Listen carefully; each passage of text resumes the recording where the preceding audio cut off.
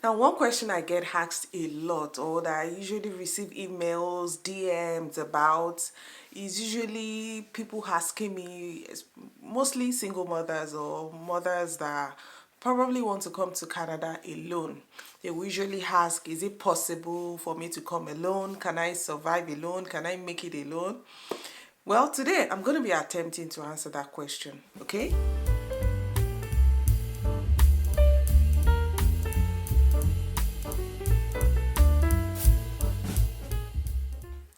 Hi everyone, welcome to my channel. If you're new here, thank you for stopping by. My name is Kemi and I am coming to you from Winnipeg, Manitoba, Canada.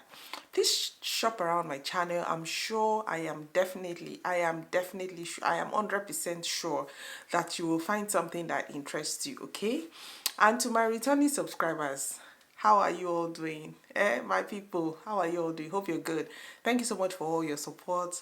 Like I always say, it is you guys who make me come back. It is you guys who inspire me to keep coming back every single time. So today, like I already said in the preamble, we are going to be discussing this topic or this question that I get asked a whole lot. Can a single parent survive in Canada, or can a single parent make it work here in Canada? Well, like I said, I'm going to be attempting to answer that question. And this is how I'm going to be answering that question. Usually when people tell me that, when people ask me that question, I also ask them questions, right?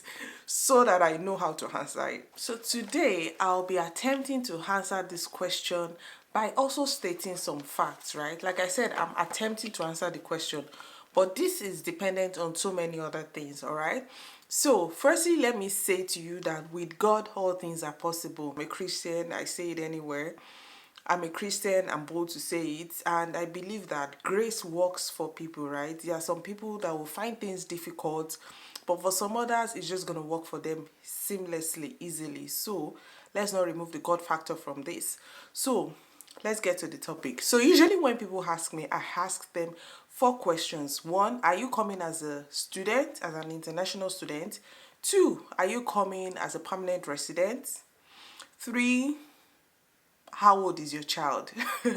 And 4, how many children are they? Now, these 4 criteria is like the basis on which you can survive, or you can make it work. Let me use that word. On which you can make it work as a single mom, or if you're just a woman and you're coming alone, your spouse is not accompanying you. Now, these are the 4 criteria that you need to look out first. And I'm going to be ticking in one after the other. The first one, are you an international student? Now, like I said, I'm going to be working with facts here. As an international student, you need to study, and at the same time, you might need to work. Well, you most likely need to work, except someone is going to be sending you money from your home country that you're going to be using to, pay bills here. If not, then that means you're also going to be working. And so if you're working, again, like I said, it also depends on other things. The next thing is, how old is your child? So if you're an international student and you have a child that is above 5 or 6, 5, the child can go into kindergarten. 6, the child will start grade 1. Now, that child that starts kindergarten, start grade 1, they can go to school while you also go to school, or they can go to school while you also work. But at the same time, there might be some time inconsistencies. That is, when the child closes from school, are you also going to be done from work to receive your child? Because no school bus will leave the child without someone there to pick up. So here is my solution, or here is what I will advise. I will advise that if you're coming as an international student, I advise that you stay close to your community. Stay close to someone that you know. Stay close to a friend, to a trusted friend, a trusted relative or family member, such that maybe you're working or you're in school and then you need someone to pick up your child from the school bus, or just drop your child at the school bus. Then there's someone on standby there for you, just in case, right?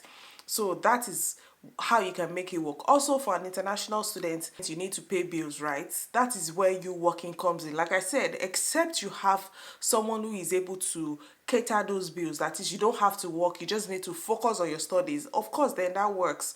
You can make it work in taking your child to school, picking them up after school. If you find a daycare, you're lucky find a daycare quickly or early. Then after school, the child can be in daycare. So that covers that. I hope you understand me. The next thing also is as a permanent resident. Now, as a permanent resident, you're coming as a permanent resident, you're coming with kids. Again, like I said, how old are the kids? How many are they? If it's just you, a permanent resident, the good thing is that kids as a permanent resident, now I also always look at bills, right? Bills is a very important thing. Bills will not pay itself here. Bills will keep coming in. As a permanent resident, you're lucky, you're going to be getting some money from the government. You're going to be getting a child benefit, right? Now, this child benefit most likely will not cover all of your bills. You still need to work. This is where the kids come in. How old are they? Are they less than 5? Usually, the unfortunate part is that usually people that reach out to me, their kids are less than 5. The thing is that you cannot work 1, 2. If you are lucky, if you are very lucky, or God is on your side, well, or you're very fortunate, you might be able to get a daycare fast. If you get a daycare, oh, all is good, all is well and good. Makes it better if you get a government licensed daycare. Then that means you can pay just $10 a day, which is a lot lower than if it's not a government licensed daycare that you're paying up to $25-30 a day. That is a lot of money. Now, in your case, you're permanent resident, your kids are less than 5, then you need to consider how are you going to take care of them if you need to work. Let's say you get a remote job, you're able to work remotely. That also works, because if you are able to work remotely, get a work that allows you to work remotely, your child is like 2, 3, 4, that's still fine. That means you can stay at home, take care of your kid while you also, do your work. Now, if your child is older, 10, 11, 12, 13, and you're a single mom, you are here to end. You don't have a problem at all.